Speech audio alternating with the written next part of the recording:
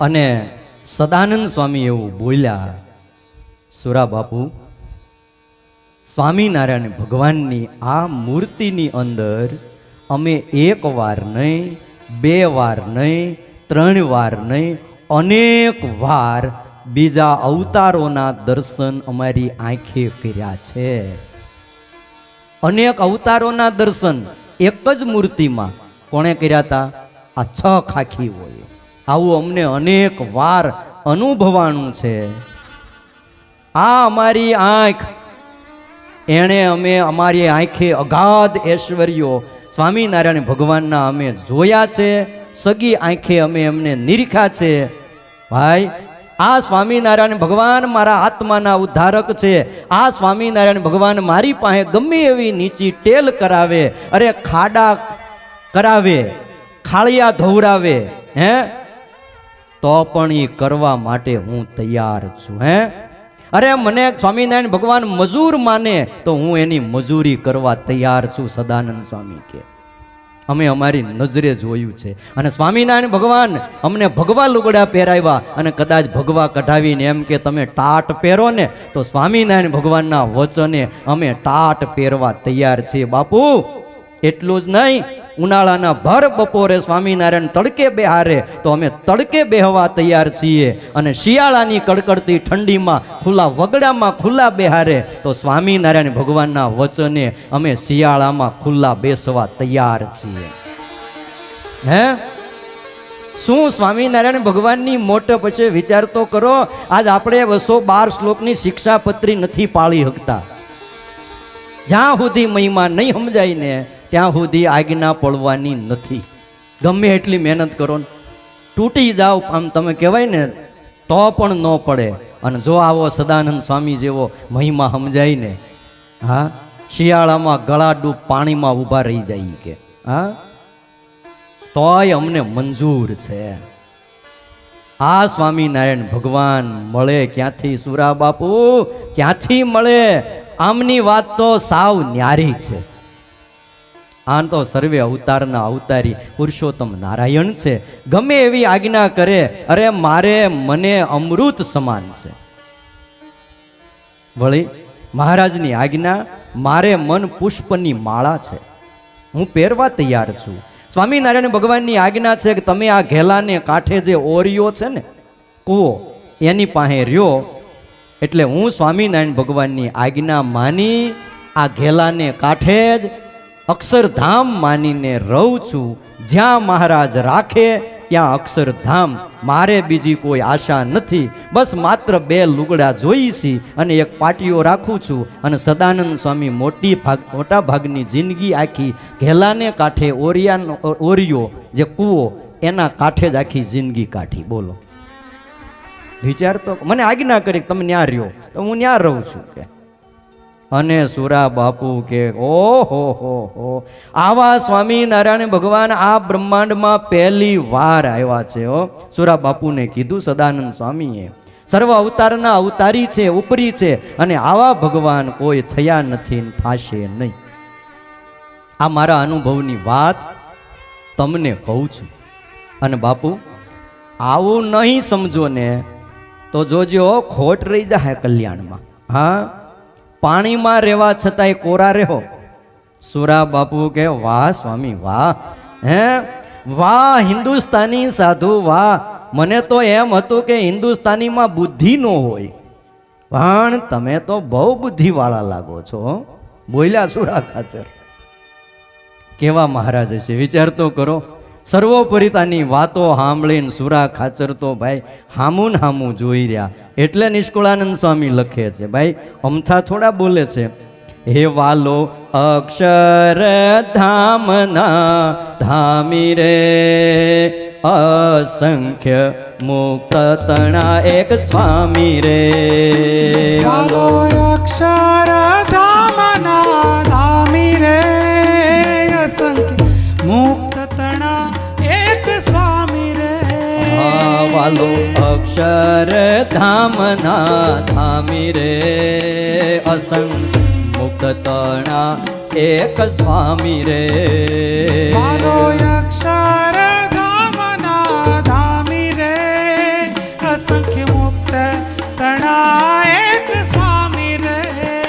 સદા સ્વતંત્ર સ્વરાટ બિરાજે રે સદા સ્વતંત્ર સ્વરાટ બિરાજે રે સદા સ્વતંત્ર સ્વરાટ બિરાજે રે સદા સ્વતંત્ર સ્વરાટ બિરાજે રે સર્વોપરી શ્રી હરિ છાજે રે સર્વોપરી શ્રી હરિ છાજે રે સર્વોપરી શ્રી હરિ છાજે રે સર્વોપરી શ્રી હરિ છાજે રે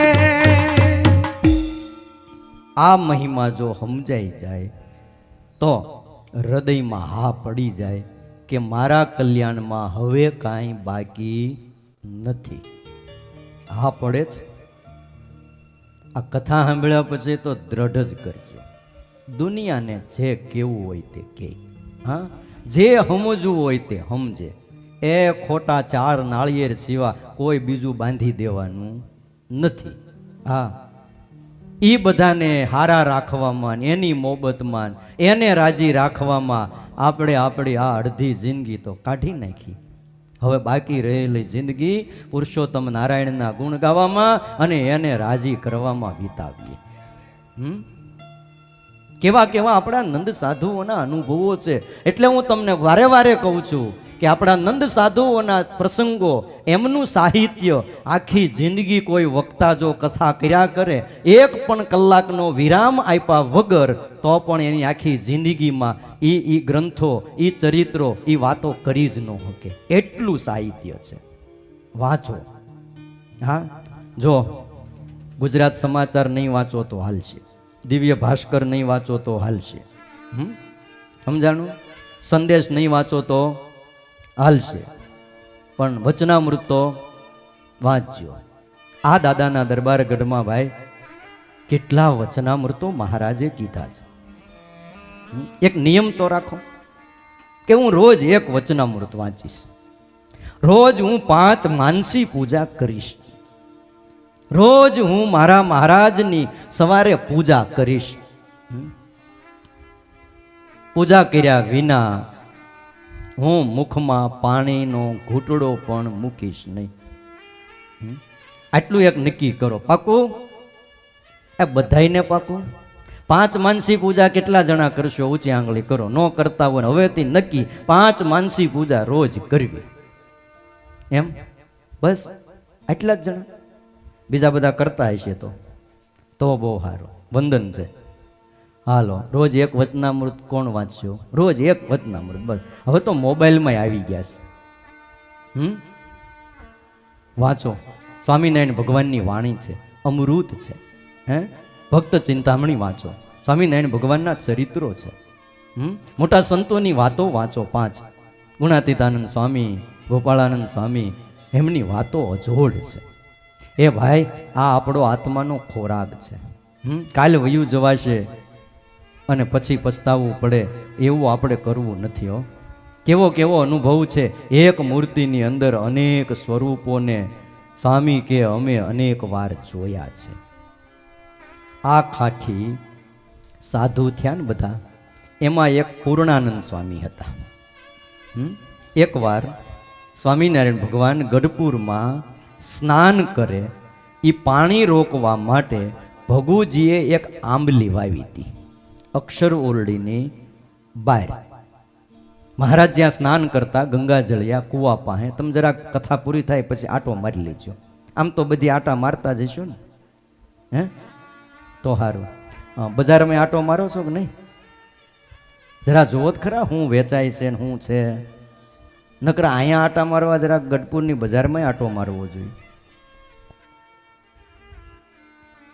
મહારાજ સ્નાન કરતા અને પાણી જે જાતું ને એને રોકવા માટે ભગુજીએ શું કર્યું? એક આંબલી વાવી. હવે આંબલી પાણી પીતી જાય અને ધીમે ધીમે મોટી થતી જાય. આંબલી 9 વર્ષ ને 13 દિવસની થઈ. કેટલા વર્ષની? 9 વર્ષ ને 13 દિવસની. આટલા વર્ષ સુધી સ્વામિનારાયણ ભગવાન જે નાતા એ પાણી એણે પીધું. વિચાર તો કરો, તે દી આંબલીનો દેહ આવ્યો હોત ને તોય માથાકૂટ મટી જાત. હા હા. અને એક દિવસ સ્વામિનારાયણ ભગવાન સ્નાન કરતા હતા અને આ 6 ખાખીમાંથી જે એક સાધુ થયેલા નંદ સાધુ પૂર્ણાનંદ સ્વામી એ ત્યાં નીકળ્યા આંબલી પાસે અને સંકલ્પ કર્યો કે હું સ્વામિનારાયણને નરસિંહ ભાવે ભજું છું. કારણ કે નૃષિ રૂપે મહારાજે એને પહેલું દર્શન દીધેલું, એટલે પૂર્ણાનંદ સ્વામીને એમ થઈ ગયું મને જે દર્શન દીધા એ જ આ મારા ઈષ્ટદેવ નરસિંહજી છે અને આ ધરતી ઉપર અવતાર લઈને આવ્યા છે. પણ આ બધાય બીજા બધા સાધુ છે એ તો વારે વારે એમ કહે છે કે સ્વામિનારાયણ સર્વોપરી છે, સર્વોપરી છે, સર્વોપરી છે, પણ આ મને મનાય કેમ? આવો સંકલ્પ કોને થયો? પૂર્ણાનંદ સ્વામીને. પણ આ જ સંકલ્પ કરું, પૂર્ણાનંદ સ્વામી કે આ સંકલ્પ કરું, જો સ્વામિનારાયણ ભગવાન સર્વોપરી હોય તો મને આ આંબલીના પાંદડે પાંદડે દર્શન આપે. હવે આંબલીના પાંદડા કેટલા? હવે ક્યાંક આંબાના પાન કીધા હોત તોય સમજાય. હવે આંબલીના પાન તમે જોયા ને ઝીણા ઝીણા. હવે 9 વર્ષની પાછી આંબલી થઈ ગઈ હતી, 9 વર્ષ ને 13 દિવસની. અત્યારે તો એ આંબલી છે નહીં, નકર તો કોલ લઈ જાત, કાયતરાઈ લઈ જાત. એટલે પૂર્ણાનંદ સ્વામીએ સંકલ્પ કર્યો જો સ્વામિનારાયણ ભગવાન સર્વોપરી હોય તો મને આંબલીના પાંદડે પાંદડે દર્શન આપે તો હું માનું કે સ્વામિનારાયણ ભગવાન સર્વોપરી છે. અને સ્વામિનારાયણ ભગવાન તેથી બરોબર સ્નાન કરતા હતા અને સ્નાન કરતા કરતા અંતર્યામી પણ સંકલ્પો જાણી ગયા હો. અને સંકલ્પો જાણ્યો અને સ્વામિનારાયણ ભગવાને પાંદડે પાંદડે પોતાનું દર્શન દીધું. બોલો, આ સ્વામિનારાયણ ભગવાન તમે વિચાર કરો. અને સર્વોપરી નિશ્ચય થઈ ગયો. હવે એ પૂર્ણાનંદ સ્વામી ઉલ્લી ઉલ્લીને ગાય, હવે બીજાને સમજાય આ વાત? બોલો, હવે આંબલીનું પાંદડું કેવડું હોય? એક એક પાંદડે સ્વામિનારાયણ ભગવાને દર્શન દીધું. આ સ્વામિનારાયણ ભગવાન સદા સ્વતંત્ર સ્વરાટ બિરાજે અને સર્વોપરી છાજે છે. ઓ ભાઈ, એવા સર્વોપરી આ સ્વામિનારાયણ ભગવાન છે એમ નિષ્કુળાનંદ સ્વામી કહે છે. અહીંયા બીજો પ્રકાર પૂરો થયો. તૃતીય પ્રકારમાં નિષ્કુળાનંદ સ્વામીએ મહારાજની જે શોભા છે, મહારાજે પોતાના મસ્તક ઉપર જે મુગટ ધારણ કર્યો છે એની શોભા અદ્ભુત વર્ણવી છે. શોભા સાગર સુખ સદન રમા રમણ ઘનશ્યામ કંદર્પ દર્પ વિમોચન પરમ પુરુષ અભિરામ રાજદ મસ્તક દિવ્ય અતિ કિરીટ મુકટ કમનીય અતિ ચતુરાયે જુગત છે શોભા સરસ બનીય નાના રત્ન વૈદુર્ય મણિ કૌસ્તુભ ફટિક પીત ઇન્દ્ર નીલ મરકત મણિ મણિગણ કણ અગણિત ગજ મોતી ગણ છીપ સૂત પન્ના પિરોજા લાલ વર પોખર માણિક મધ્ય કંચન જડિત પ્રવાલ. એ ભગવાન સ્વામિનારાયણે માથા ઉપર જે મુગટ ધારણ કર્યો છે અક્ષરધામમાં, સ્વામી કે શું એની વાત કરું કે એવી શોભા મુગટની છે કે એ મુગટની શોભાને જોઈને મુક્તો પણ મોઈ રહ્યા છે. એવો મુગટ સ્વામિનારાયણ ભગવાને પોતાના માથા ઉપર ધાર્યો છે અને કર્યું છે કેસરનું તિલક ભાલ વચ્ચે કુમકુમ ચંદ્રક લાલ. ભગવાને પોતાના કપાળમાં ઉર્ધ્વપુંડ્ર તિલક કર્યું છે અને વચ્ચે કંકુનો ચાંદલો કર્યો છે. શોભે અધર અરુણ પ્રવાલ. અધર એટલે નીચેલા હોઠ, એને અધર કહેવાય છે. એ કેવા છે તો કે લાલ ઘીલોડા જેવા છે અને મૃગ મદની ટીબકડી છે ગાલ. જમણા ગાલ ઉપર ટીબકડી શોભે છે. અને શરદ ઋતુ તણા જે કમળ પરમ પુનિત અરુણ અમળ તેની પાંખડી સરખા શોભિત અણિયાળા લોચન ચોરે જીત. શરદ ઋતુમાં જે કમળ થાય અને કમળની જે પાંખડીઓ હોય એવા ભગવાનના આમ કહેવાય ને નેત્રો છે. હા, મહાપુરુષોના નેત્રોનું વર્ણન આવે છે કે એનો એક આંખનો ખૂણો ઠેઠ કાનની પાસે અડતો હોય છે. એવા નેત્રો ભગવાનના. નેણે વર્ષે અમૃત અવિનાશ અને કરે પાન નિત્ય નિજ દાસ નિરખી નેણા તૃપ્ત નો થાય એમને કલ્પ પલક સમજાય. એ જે ભગવાનની અદ્ભુત શોભા એનું પાન પોતાના ભક્તો નિત્ય કરે છે અને નેણા તૃપ્ત થતા નથી અને એક પલક કલ્પ આખો એની સામું જોયા કરે તોય એને એક પળ જેવું લાગે. બોલો, એમ થાય કંઈ જોયું જ નથી. વિચાર તો કરો એ કેવી મૂર્તિ હશે અને કેવો એ અદ્ભુત મુગટ ભગવાને માથા ઉપર ધાર્યો હશે. આજ ગોપીનાથજી મહારાજે અને હરિકૃષ્ણ મહારાજે પોતાના મસ્તક ઉપર એવો અદ્ભુત મુગટ ધારણ કર્યો છે. અને એટલે આપણા સંતો એ મુગટનું વર્ણન કરતા, કીર્તનો ગાતા હતા અને એમાં જે મોતીડાઓ જડ્યાઓ એનું વર્ણન કરતા હતા અને ધ્યાન કરતા હતા. માવાના મુંગટડાના મોતી જીણા જગમગ ઝળકે છે. માવાના મુંગટડાના મોતી જીણા જગમગ ઝળકે છે. જગમગ ઝળકે છે, મનોહર મણિયું ચળકે છે. જગમગ ઝળકે છે, મનોહર મણિયું ચળકે છે. માવાના મુંગટડાના મોતી જીણા જગમગ ઝળકે છે. માવાના મુંગટડાના મોતી જીણા જગમગ ઝળકે છે.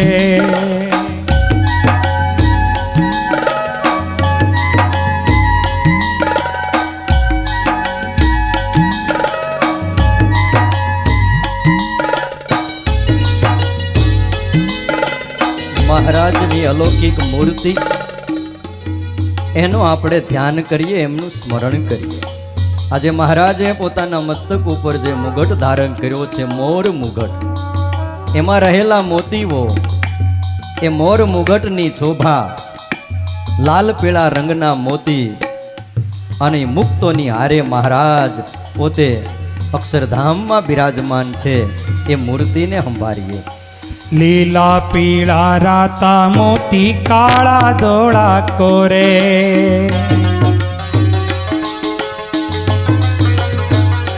ઓ લીલા પીળા રાતા મોતી કાળા ધોળા કોરે. લીલા પીળા રાતા મોતી કાળા ધોળા કોરે. મોર કયાયણ મણિયું જડિયું. મોર કળાયલ મળ્યું જડિયું જોતા ચિતડું ચોરે. માવાના મુંગટડાના મોતી જીણા જગમગ ઝળકે છે. માવાના મુંગટડાના મોતી જીણા જગમગ ઝળકે છે.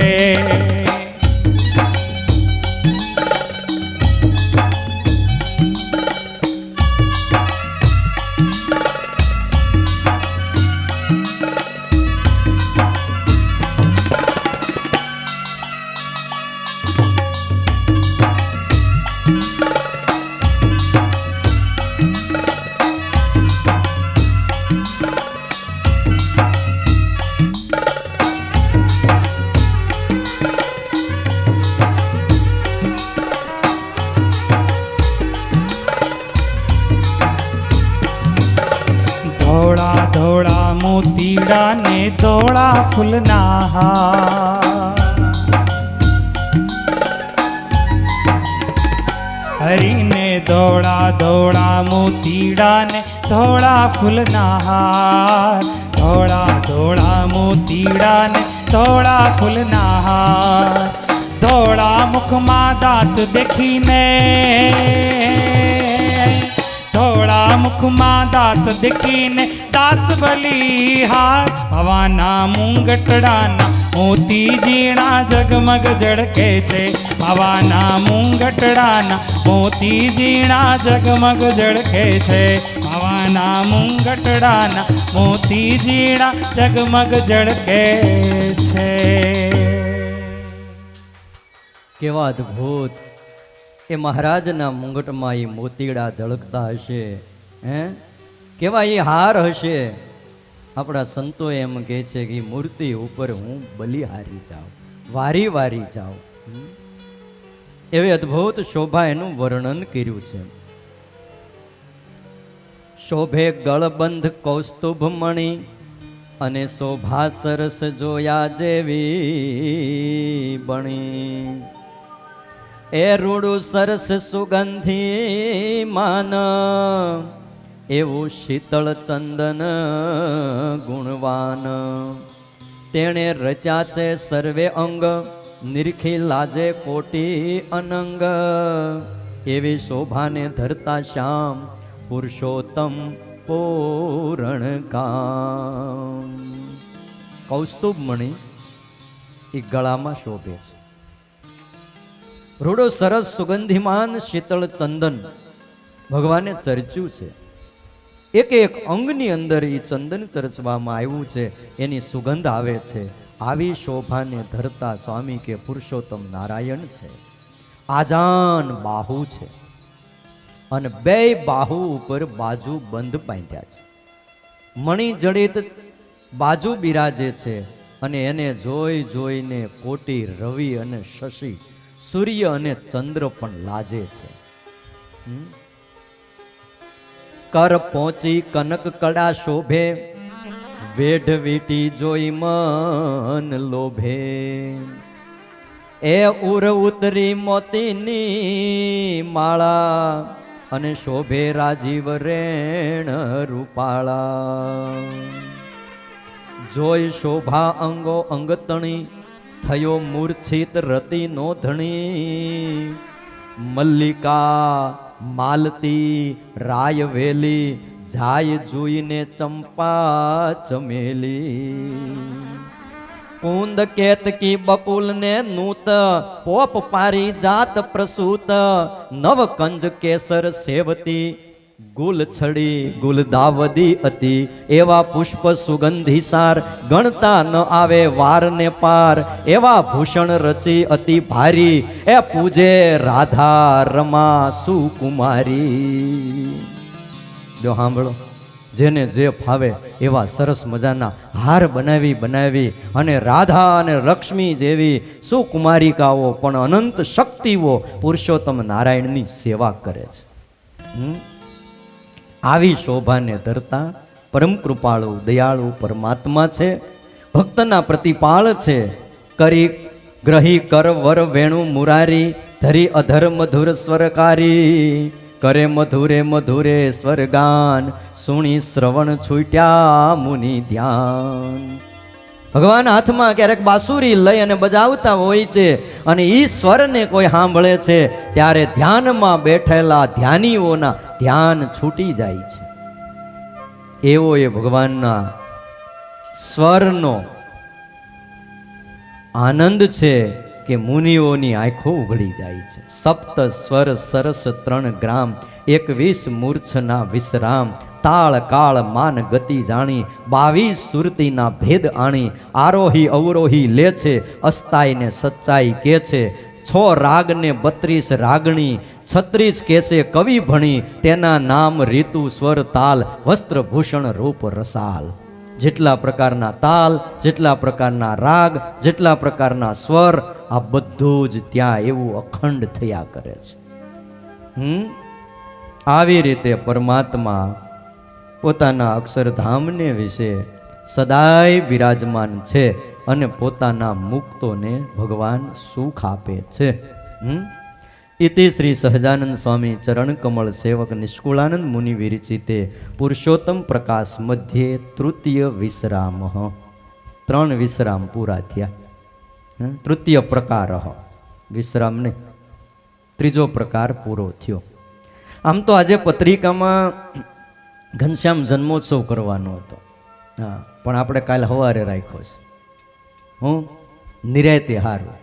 ઉતાવળમાં દોડ કરવામાં શું છે, કંઈક બીજું થઈ જાય, કંઈક ભટકાઈ જાય. એટલે આવતીકાલે સવારે આપણે ભાઈ કથામાં આમ જો પાછો ઘનશ્યામ જન્મોત્સવ તમે વાટ નહીં રાખતા, 11:30 પૂરું થાય ત્યારે આવશે. એ પાટે બેહીને તરત આવે, એટલે નક્કી નહીં કાલ. આમાં કેટલું હાલે ને ક્યાં પહોંચે એ નક્કી નહીં, અધવચ્ચે આવી જાય. હા, 9, 9:30, 10 આવી જાય. એટલે કાલ તમે જે કોઈ તૈયારી કરનારા હોય એ તૈયારી રાખજો ને વાટે નહીં રહેતા કે છેલ્લે ઘનશ્યામ જન્મોત્સવ આવશે.